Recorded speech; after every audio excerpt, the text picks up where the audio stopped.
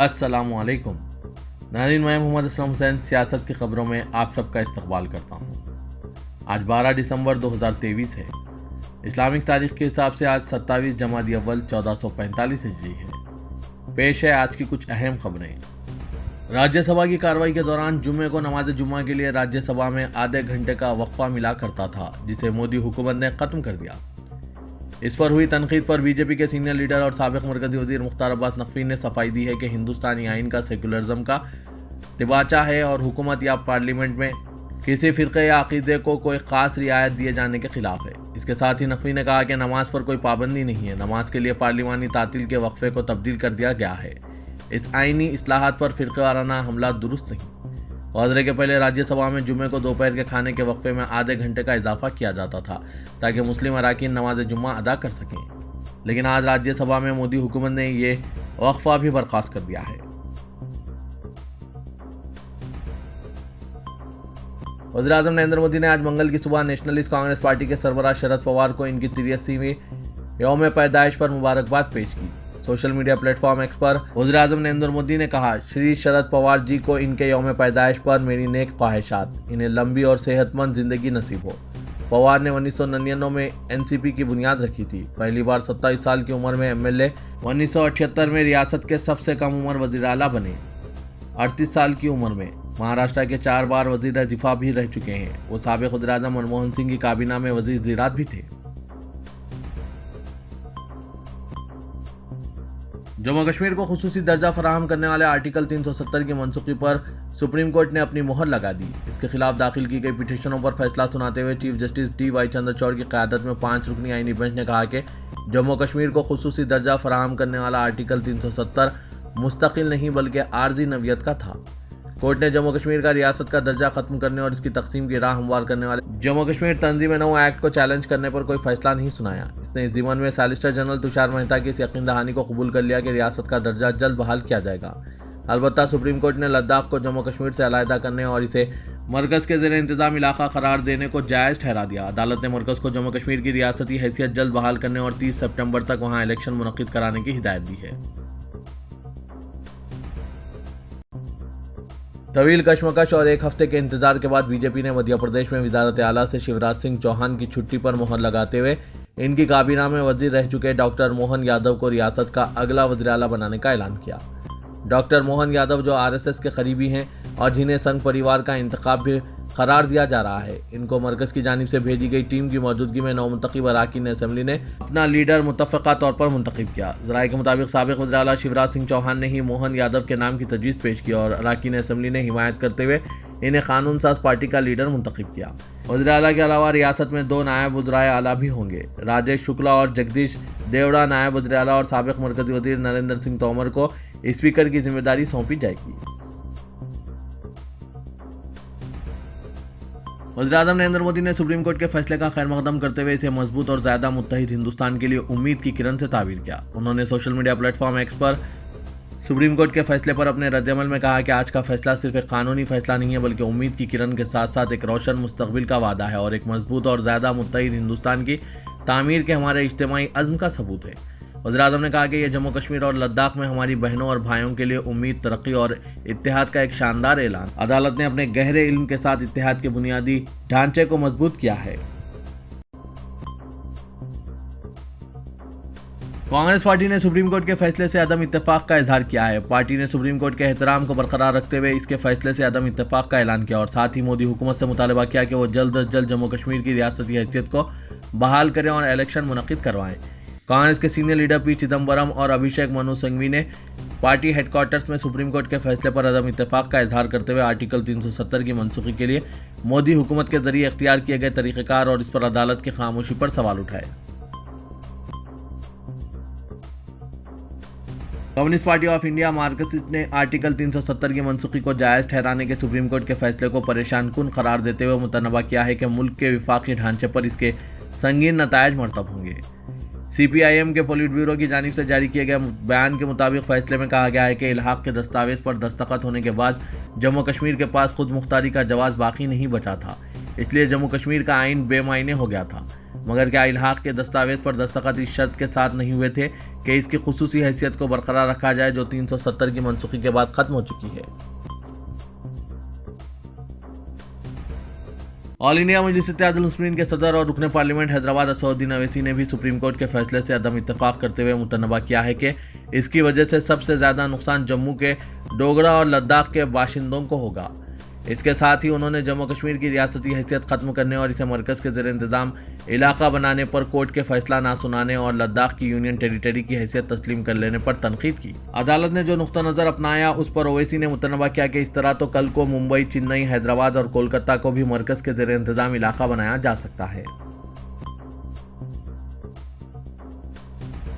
जम्मू कश्मीर से आर्टिकल 370 की तनसीख पर सुप्रीम कोर्ट के फैसले का खैर मकदम करते हुए विश्व हिंदू परिषद के बैनुल-अक़वामी वर्किंग सदर और सीनियर वकील आलोक कुमार ने कहा कि यह तारीखी फैसला भगवा नजरिया और बानी को खिराज अकीदत के तौर पर देखा जा रहा है। आलोक कुमार ने एक बयान में कहा कि आर्टिकल 370 के तहत साबिका रियासत के लिए खुसूसी आईनी मराद के साथ जो अब तारीख में शामिल हैं, मरकज को पाकिस्तान के जेर कब्जा कश्मीर यानी POK को आज़ाद कराने पर तवज्जो मरकूज करनी चाहिए। नागपुर में जारी सरमा इजलास के दौरान समाजवादी पार्टी के रुकने असेंबली अबू आसिम आजमी ने गुज़िश्ता दिनों कौमी तफ्तीशी एजेंसी यानी NIA की छापामार कार्रवाई का मामला असेंबली में उठाया।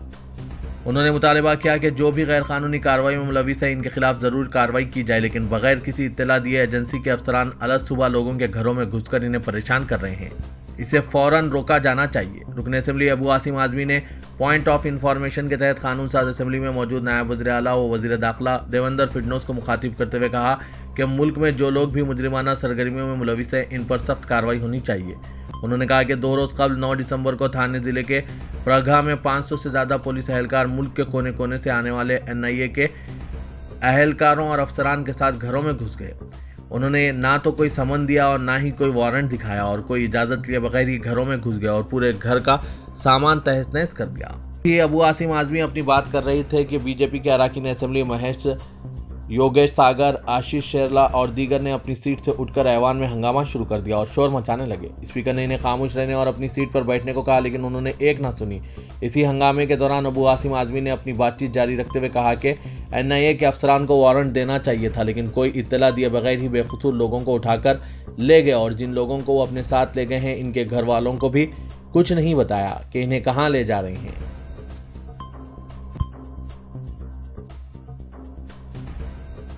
रियासत तेलंगाना में हुकूमत महकमा बरकी को 28,140 करोड़ रुपए बरकी बिल्स बकायाजात अदा करना है। मरकजी हुकूमत के मुख्तलिफ महकमाजात के बरकी बकायाजात 721 करोड़ रुपए हैं और इन तमाम को शुमार कर लिया जाए तो जुमला बकायाजात 28,861 करोड़ रुपए हैं। अलहदा तेलंगाना तश्कील के मौके पर 4 जून 2014 तक रियासती हुकूमत के 1268 करोड़ रुपए के बरकी बकायाजात थे। हर साल इन बरकी बकायाजात में बतदरीज इजाफा होता जा रहा है और 10 साल में बकायाजात 20 गुना से ज़्यादा बढ़ गए हैं।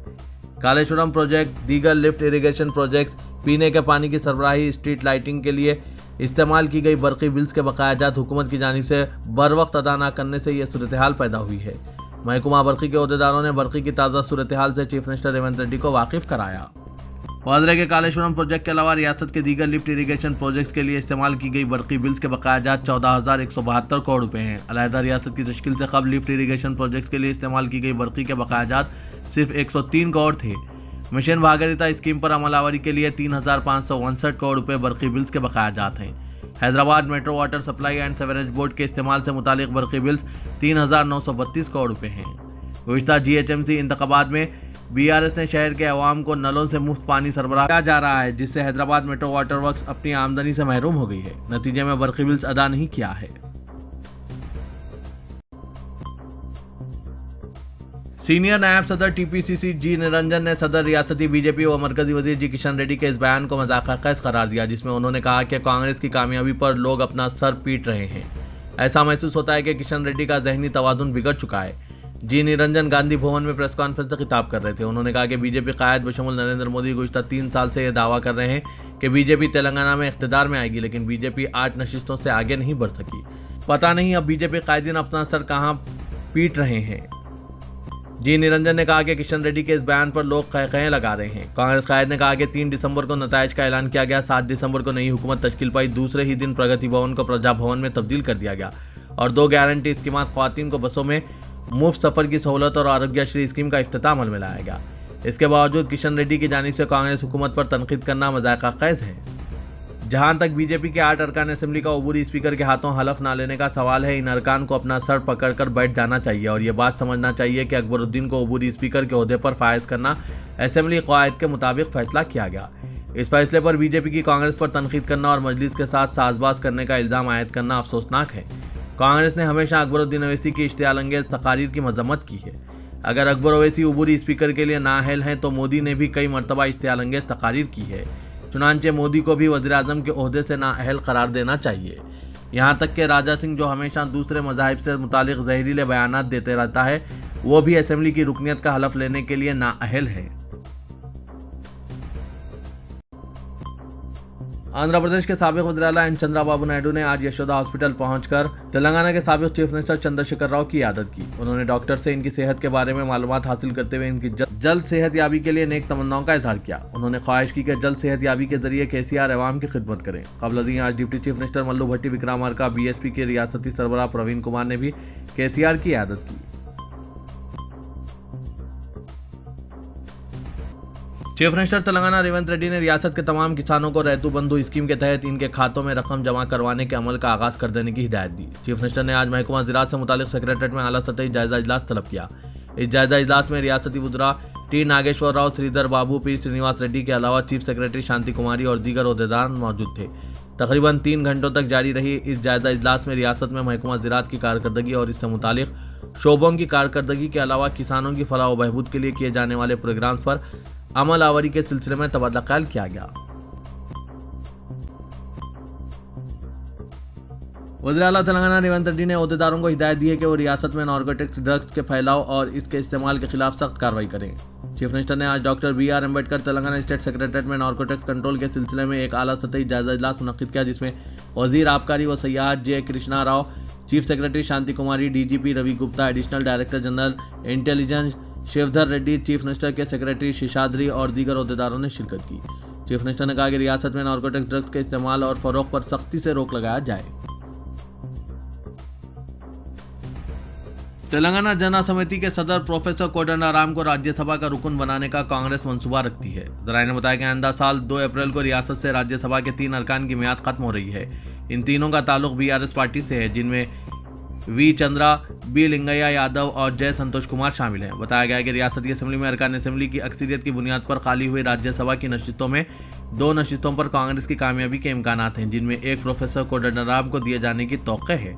जना समिति के ज़राए ने बताया कि इंतखाबात से कबल करीमनगर के जलसे आम में राहुल गांधी ने प्रोफेसर कोदंडाराम को इस बात का तयक़ुन दिया था कि असेंबली की नशिस्तें तेलंगाना जना समिति को ज़्यादा नहीं दी जा सकती। अलबत्ता रियासत में कांग्रेस इख्तिदार में आने के बाद राज्यसभा का रुकन बनाया जाएगा। गवर्नर तमिलिसाई सौंदरराजन ने BRS के कारगुजार सदर तारक रामाराव से फ़ोन पर रब्त पैदा करते हुए साबिक चीफ मिनिस्टर तेलंगाना चंद्रशेखर राव की सेहत के बारे में मालूमात हासिल की, जो शहर के यशोदा हॉस्पिटल में ज़ेर इलाज है। ज़राए ने बताया कि गवर्नर ने चंद्रशेखर राव की सेहत के बारे में मालूमात हासिल की और इनकी आजिलाना सेहतयाबी के लिए नेक ख्वाहिशात का इजहार किया। तेलंगाना के वज़ीर आला रेवंत रेड्डी ने प्रगति भवन के बजाय doctor M. Chinna Reddy human resource development institute को कैंप ऑफिस में तब्दील करने की तैयारी शुरू कर दी। इंस्टीट्यूट के दौरे के मौके पर रेवंत रेड्डी ने इमारत के मुख्तलिफ शोबेजात का मायना किया और कैंप ऑफिस के क़याम की सूरत में दरकार सहूलतों से ओहदेदारों को वाकिफ कराया। जुबली हिल्स में वाक़ वसी व अरीज़ अराजी पर ह्यूमन रिसोर्स डेवलपमेंट इंस्टीट्यूट कायम है। इत्तलात के मुताबिक 33 एकड़ अराजी पर मुहित इंस्टीट्यूट में बास तब्दीलियों का आगाज़ किया गया है। चीफ मिनिस्टर की क़यामगाह वाक़ जुबली हिल्स से ये इंस्टीट्यूट बमुश्किल 2 किलोमीटर के फासले पर और रेवंत रेड्डी को सरकारी कामकाज की अंजामदही और फाइलों की यकसुई के लिए कैंप ऑफिस बेहतर मुकाम रहेगा। बताया जाता है कि रेवंत रेड्डी ने ओहदेदारों को सहूलतों के बारे में रिपोर्ट पेश करने की हिदायत दी है। इमारत में 4 कॉन्फ्रेंस हॉल और अहाते में हेलीपैड मौजूद है। चीफ मिनिस्टर रोशैया, किरण कुमार रेड्डी और राजशेखर रेड्डी ने इंस्टीट्यूट को मुतबादिल कैंप ऑफिस के तौर पर इस्तेमाल किया था। Chief minister Revanth Reddy secretary से सरकारी खिदमत अंजाम दे रहे हैं। उन्होंने केसीआर के कैंप ऑफिस प्रगति भवन को इस्तेमाल न करने का फैसला किया है। तेलंगाना कानून साज असेंबली में बीजेपी ने 8 नशिस्तों पर कामयाबी हासिल करते हुए तश्कील तेलंगाना के बाद 2 असेंबली चुनाव के मुकाबले बेहतर मुजाहरा किया है। आज टुकनी बीजेपी लेजिस्लेटिव पार्टी के लीडर के इंतखाब का मसला तनाज़े का सबब बन चुका है। हैदराबाद के गोशा महल असेंबली हल्के से मुसलसिल तीसरी मरतबा कामयाबी हासिल करने वाले मलून राजा सिंह असेंबली में फ्लोर लीडर की कुर्सी पर नजर जमाए हुए हैं, लेकिन बीजेपी के 9 मुंतखब अरकान असेंबली की अक्सरियत राजा सिंह की क़यादत में काम करने के लिए तैयार नहीं है। बताया जाता है कि 9 मुंतखब अरकान के इजलास में फ्लोर लीडर के मसले पर इख्तलाफ राय खुलकर सामने आ गई। राजा सिंह की कट्टर हिंदुत्व शबी के नतीजे में 9 मुंतखब अरकान इन्हें फ्लोर लीडर मुंतखब करने के लिए तैयार नहीं है। बताया जाता है कि राजा सिंह की जानिब से अबूरी स्पीकर अकबर ओवैसी के सामने हलफ लेने से इनकार पर पार्टी के दीगर अरकान ने एतराज़ जताया। इनका कहना था कि राजा सिंह को तमाम अरकान से मुशावरत के बाद बाइकआउट का ऐलान करना चाहिए था। राजा सिंह ने एकतरफा तौर पर ऐलान कर दिया, जिसके बाद बीजेपी आला क़यादत ने मुस्तकिल स्पीकर के तकर्रुर के बाद हलफ लेने का मशवरा दिया। इत्तलात के मुताबिक निर्मल से 9 मुंतखब रुकन असेंबली ए महेश्वर रेड्डी फ्लोर लीडर ओहदे के अहम दावेदार हैं। राजा सिंह 3 मरतबा जबकि महेश्वर रेड्डी 2 मरतबा असेंबली के लिए मुंतखब हो चुके हैं। राजा सिंह तीसरी मरतबा कामयाबी पर फ्लोर लीडर के ओहदे के लिए अहम दावेदार हैं। लेकिन मलून राजा सिंह की हठधर्मी और एकतरफा फैसलों से बीजेपी के दूसरे रुकन असेंबली नाराज़ हैं और इसकी क़यादत में काम करने से इनकार कर रहे हैं।